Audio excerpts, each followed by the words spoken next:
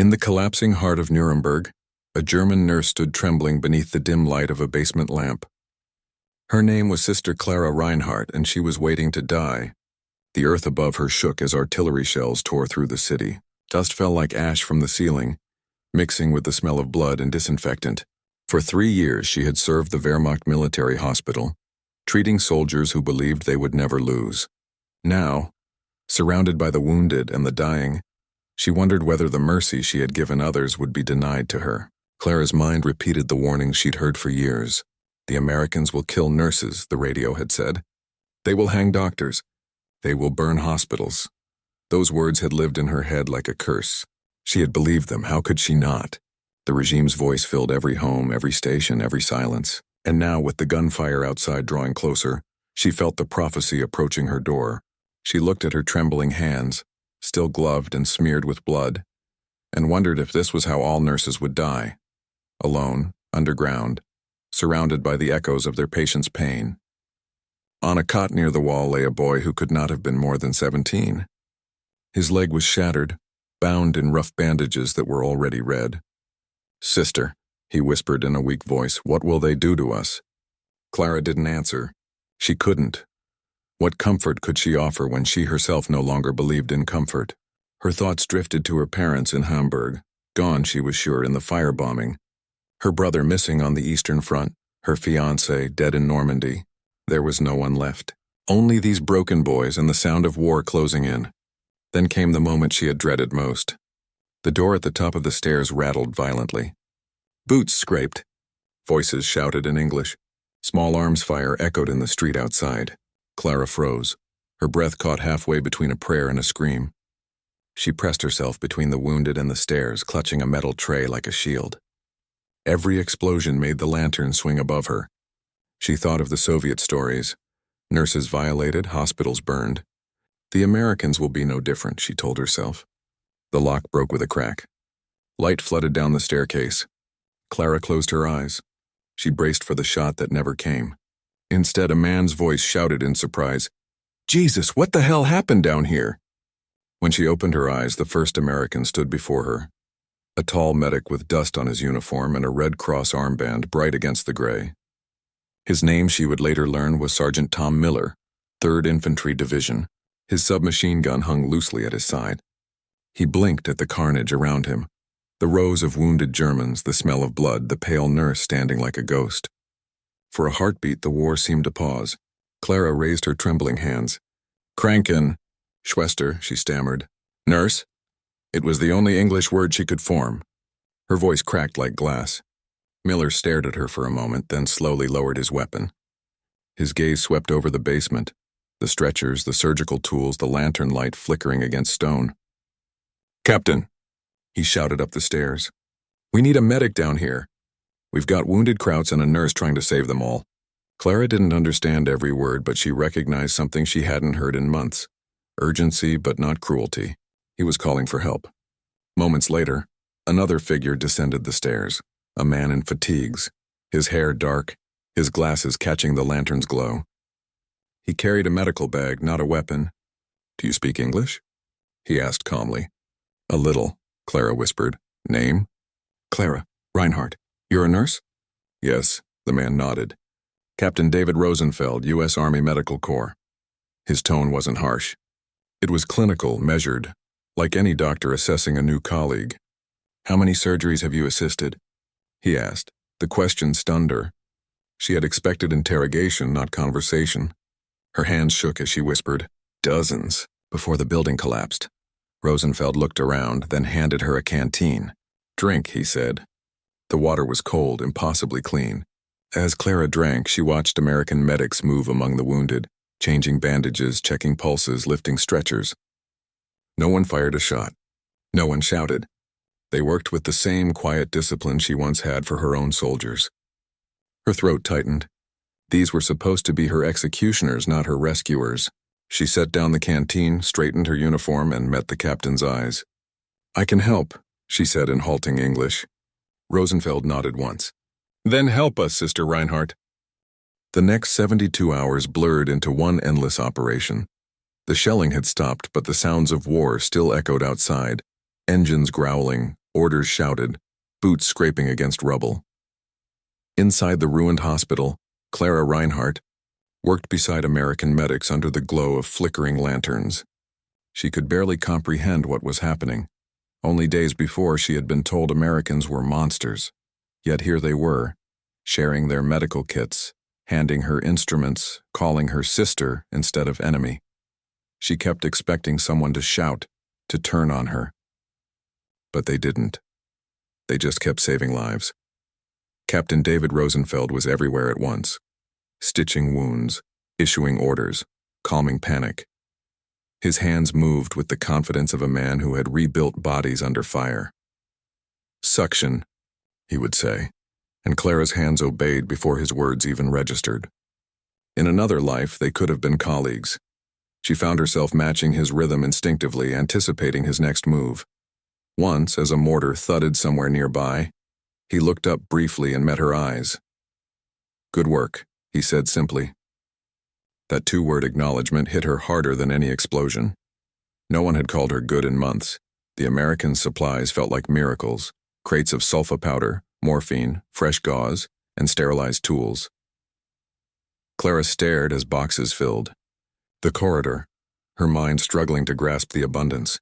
For months she had reused bandages until they turned brown, boiled instruments in potato water, and prayed her patients wouldn't get infected.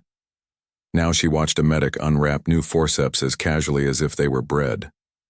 Sergeant Tom Miller caught her expression. "We pack heavy," he said with a grin, offering her a roll of clean linen. For the first time in weeks, Clara almost smiled. Exhaustion blurred the line between night and day. She slept on a cot between shifts, her dreams filled with faces, soldiers, screams, the thunder of artillery. When she woke, the Americans were still working.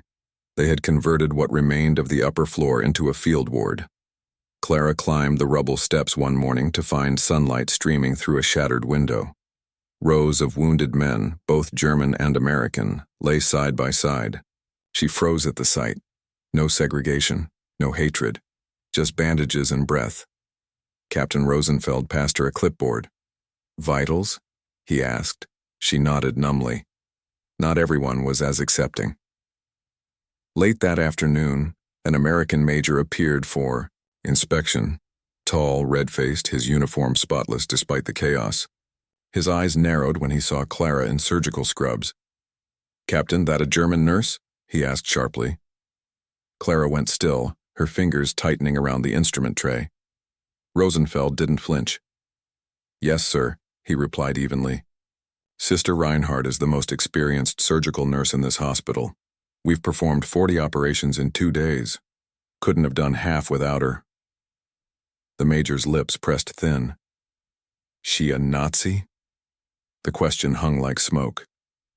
Clara looked away, shame flooding her face. "I don't care what she was," Rosenfeld said firmly. "I care what she's doing." The major studied him for a moment, then gave a curt nod and walked out without another word. Clara exhaled shakily. Rosenfeld glanced over, his voice quiet. "You okay?" She wanted to ask why. Why defend her? Why risk trouble for a German nurse? But she couldn't speak. He seemed to read the question in her silence. "Because that's what we do, sister," he said softly. "That's who we are." Then he turned back to his patient as if it were the most ordinary thing in the world. That night, as the hospital finally fell silent, Clara sat by a lantern cleaning her instruments. Her hands trembled less now. Across the room, Sergeant Miller passed out chocolate bars to the younger German orderlies. They looked at the brown squares like sacred relics. "Amerikanische Schokolade," one whispered in disbelief. Clara watched the exchange and felt something unfamiliar rising in her chest. Not joy, not peace, but a kind of fragile wonder. She whispered to herself, "They don't hate us." Saying it aloud made it real. For the first time since the war began, she let herself believe it. Captain Rosenfeld approached quietly. He placed a folded blanket beside her. "Get some rest, Sister Reinhardt. You've earned it." She nodded but didn't move. He hesitated, then added, "You did good work today." When he left, Clara sat in the dim glow of the lantern, staring at her blood-stained hands. Hours ago, those hands had saved lives she thought she'd lose. They'd worked beside Americans, shared instruments, shared purpose. The world outside was still in ruins, but here, in this small basement hospital, something unexpected had begun. The war was still raging, but Clara felt its end inside her. The days that followed blurred into an unbroken chain of surgeries and emergencies. Clara Reinhardt barely slept, running on adrenaline and black coffee from the American rations. The war outside was collapsing faster than anyone expected. Within the hospital's cracked walls, a strange order had taken root.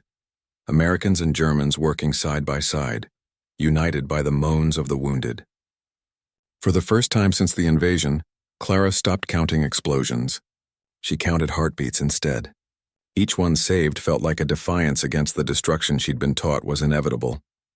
Each one whispered, "Mercy survives." Captain David Rosenfeld kept her close, not out of trust at first, but necessity. His American nurses were spread thin, and Clara's precision in the operating room couldn't be ignored. She handled clamps and sutures with calm efficiency, even when her hands shook from exhaustion. During one surgery, as blood pooled faster than the suction could handle, Rosenfeld barked an order without looking up. "Pressure." Clara pressed hard, eyes fixed on the wound.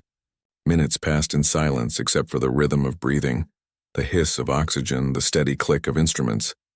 When the bleeding stopped, he looked at her. "Perfect," he murmured.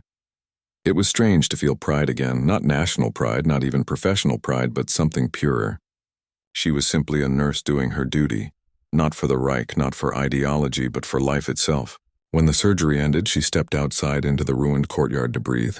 The sky above was gray with smoke, yet birds circled faintly in the distance. Sergeant Tom Miller followed her, carrying a tin mug of water. "You're doing good work, sister," he said. His German was clumsy, his smile genuine. She took the mug, unsure whether to thank him or cry. That evening, a truck arrived from the 45th Infantry Division loaded with fresh supplies: plasma, penicillin, clean linens. As the crates were unloaded, Clara stood beside Rosenfeld, who watched the operation with folded arms. "You Americans," she said in halting English, "you have everything." He half smiled. "We try." She shook her head. "We had nothing. No drugs, no tools. We boiled scalpels in potato water." He looked at her, eyes tired but kind. "That's the difference between us and what you were fighting for," he said quietly. "We build things to save people, not just destroy." She didn't know how to answer that. 2 nights later, the hospital took in a new wave of wounded, German prisoners captured during a last-ditch defense. Some were boys. Others wore SS insignia hastily torn from their collars. The Americans treated them all the same. Clara found herself working beside a young U.S. Army nurse named Evelyn Carter, who hummed softly while stitching a leg wound. The melody was foreign and gentle. "You sing while you work?" Clara asked, astonished. Evelyn smiled. "Keeps my hand steady." For the first time, Clara laughed. It sounded strange, almost out of place amid the groans and antiseptic smell of war. Yet not everyone shared that humanity. A corporal from the American inspection unit scowled when he saw Clara tending to an unconscious soldier. "You sure we can trust her?" he muttered. "She patched up Nazis." Evelyn didn't even look up. "She's patching up people now." The corporal grunted, unconvinced, but left without another word. Clara caught the exchange and felt a lump form in her throat. Every act of trust still felt fragile, temporary, like glass that could shatter with one wrong move. Still, she worked harder, not to prove loyalty to the Americans, but to prove something to herself. By the 3rd week, exhaustion gave way to something new: belonging. The Americans had started calling her Sister K. Rosenfeld even joked that she worked faster than his entire staff combined. "Don't tell Washington," he said one evening. "They'll start asking why we need 2 nurses per table." She didn't understand all his English, but his tone made her smile. They had built a rhythm together, surgeon and nurse, command and trust. And though she still wore her old gray uniform, she no longer felt like an enemy. In that dim hospital under the Red Cross flag, she was part of something good. Still, every night when she washed her hands, the blood didn't seem to leave her skin. She would stare at her reflection in a cracked mirror, at the pale face, the hollow eyes, the hair streaked with ash, and wonder who she had become. A German nurse working for Americans, a woman saving those she'd been told to hate. The contradiction felt heavy but also freeing. War had taken everything from her, her home, her family, her faith. But in that hospital, under the guidance of men who had every reason to despise her, she had found her humanity again. The morning light filtered weakly through the shattered windows of the surgical ward. Clara Reinhardt was already awake, tying her apron, when Captain David Rosenfeld entered with a clipboard. His voice carried that calm authority everyone had come to rely on. "We're expanding the hospital," he said. "The upper floors will house civilians as well as prisoners." Clara nodded, still half asleep. It seemed impossible. The Americans were going to treat everyone.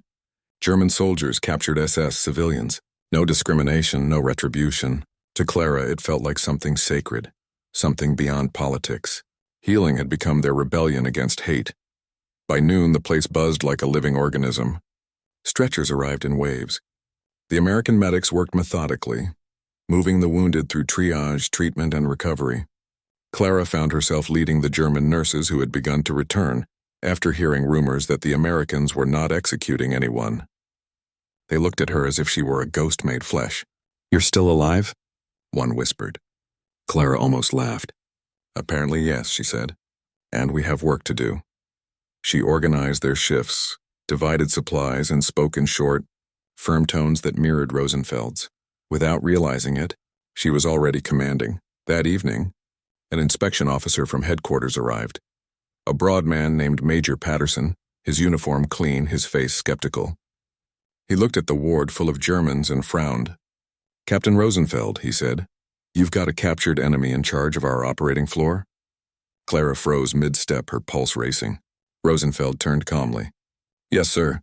Sister Reinhardt's the most experienced surgical nurse in Nuremberg right now. We've performed over 40 operations under her supervision. Our mortality rate's down by half."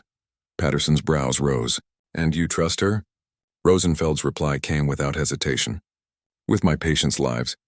"That's enough." The room went silent. Clara felt every pair of eyes on her. For a heartbeat, she feared it was over, that she'd be marched out, dismissed, humiliated. But Patterson only studied her, his jaw set. "You a Nazi, sister?" he asked quietly. Her throat tightened. She could have lied, but she didn't. "I was," she said, "like many. But I am a nurse." Her voice trembled but didn't break. Patterson looked at Rosenfeld, then back at her. "Well," he muttered, "the war's almost over. Might as well end it saving lives." He turned on his heel and left. Clara exhaled, shaking. When the door closed, Rosenfeld approached her. "You handled that well," he said gently. "You told the truth." She gave a weak laugh. "I thought the truth would kill me." "Sometimes it saves you," he replied, returning to his notes. That night she couldn't sleep. His words replayed in her mind, looping like the heartbeat of the city beyond. Truth saves. It was such a simple sentence, yet so alien in a country that had drowned itself in lies. She stared at the ceiling and realized how much her world had changed in a matter of weeks. 2 days later, Rosenfeld called her into what was left of his office, a corner room where the walls still bore scorch marks. "Sit down, sister," he said, rifling through papers. "You've been leading the German staff, organizing supplies, translating, and coordinating surgeries." Clara nodded cautiously. "You've done more than anyone expected," he continued. "Frankly, I can't run this place without you." Her brow furrowed. "I don't understand." Rosenfeld smiled faintly. "I'm appointing you chief surgical nurse of this hospital. You'll oversee both the German and American staff, effective immediately." Clara blinked. "But I'm German, a prisoner." "You're a nurse," he corrected. The words hit her harder than any shell. Chief surgical nurse. She wanted to protest, to remind him of who she had been. A believer, a uniformed cog in a machine of obedience. But he wouldn't let her retreat into guilt. "The war's ending," he said softly. "Time to start building something better. Help me do that." She swallowed hard, her hands trembling. "Yes," she whispered. "I will." He extended his hand, and when she took it, she saw his eyes glisten behind the glasses. "Thank you, Sister Reinhardt," he said. "Let's get to work." For once, she didn't feel unworthy. Over the next days, Word spread through the hospital that the German nurse had been promoted by the Americans. Some were confused, others angry, a few simply relieved. Clara ignored the whispers and focused on her duties. She trained younger nurses, inspected supplies, and coordinated treatment for both sides.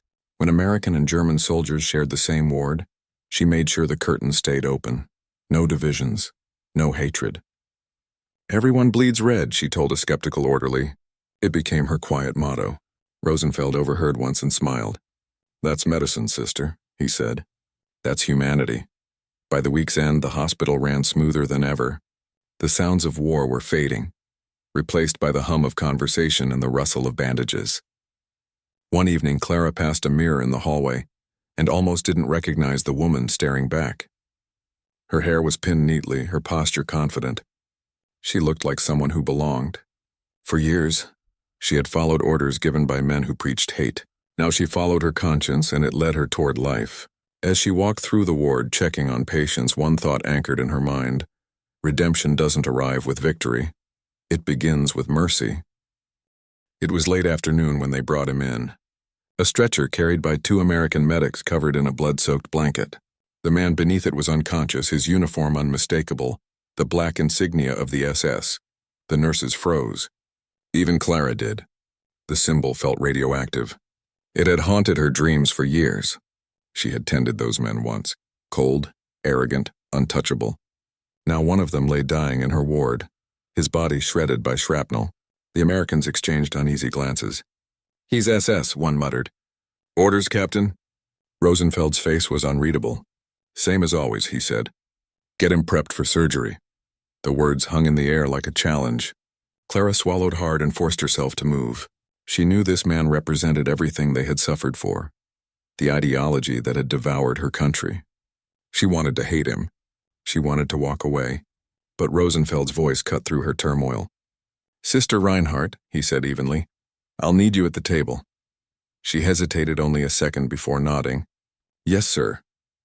She turned to the basin, scrubbing her hands, watching the red water spiral down the drain like the residue of a poisoned history. When she looked up, her reflection met her gaze.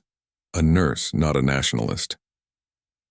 The operating room was silent except for the rhythmic beeping of a field monitor. Rosenfeld stood across from her, his eyes focused behind his glasses. "Scalpel," he said. She handed it to him without a word. The wound was deep. A torn abdomen, a collapsed lung, fragments embedded like hidden confessions. Rosenfeld worked methodically, hands steady, movements precise. Hours passed in that room. Clara lost track of time, lost herself in the act of saving a life she wanted to despise. By the end, when the bleeding stopped and the sutures were in place, she realized she no longer felt anger, only exhaustion to win a strange, quiet peace. When they stepped out, she leaned against the wall, shaking. "Captain," she whispered, "why did you save him?" "He is SS. You are Jewish." Her voice trembled on that last word. For a long moment, Rosenfeld said nothing. Then he removed his gloves and replied softly, "Because he's a patient." "Because I'm a doctor." His tone was not righteous, just tired. "You think I don't know what they did? My family's from Poland. I haven't heard from them in 5 years. But if I stop being human, they win twice. First for what they did, and again for what they make me become." Clara felt her throat close. She wanted to apologize, to say something meaningful, but the words wouldn't come. Rosenfeld looked at her gently. "You once told me you thought truth could kill you," he said. "Sometimes mercy does the opposite. It keeps us alive." Then he turned and walked back into the ward, leaving her alone with her thoughts. She stood there for a long time, staring at the blood on her apron. The stains were familiar, but for the first time they didn't feel like guilt. They felt like proof of something redeemed. That night, Clara went to check on the SS patient. He was still unconscious, pale and trembling. She adjusted his blanket, her hands moving automatically. The irony of it struck her. A German nurse working under a Jewish-American surgeon, saving the life of a Nazi officer. The world had turned upside down, yet somehow it felt right, necessary. Healing wasn't about who deserved it. It was about who needed it.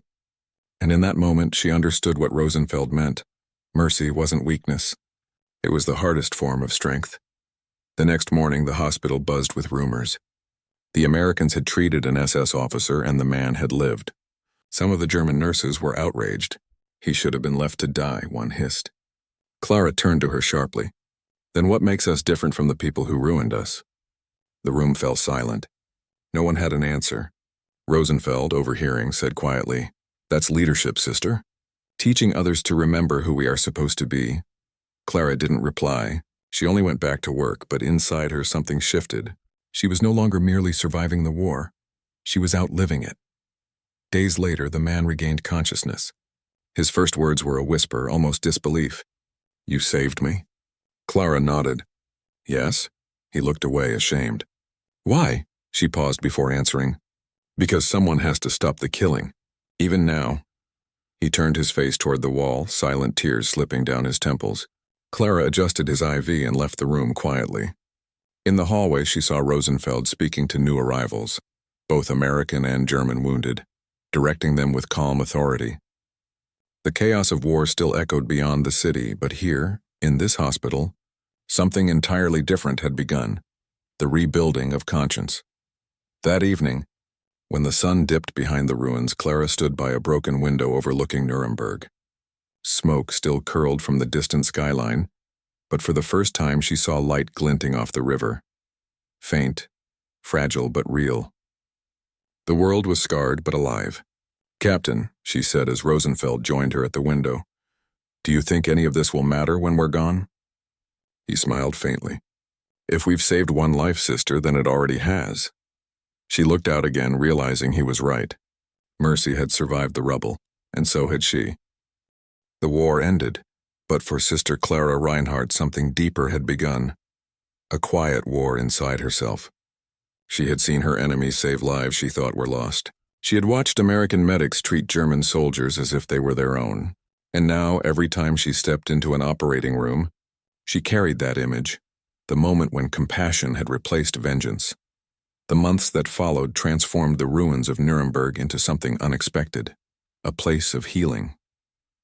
Clara continued to serve at the hospital under Captain Rosenfeld's command. Together they trained both German and American nurses, rebuilt shattered wards, and reopened clinics for civilians who had lost everything. The same basement where she once waited for death now echoed with the laughter of patients who were alive because mercy had won.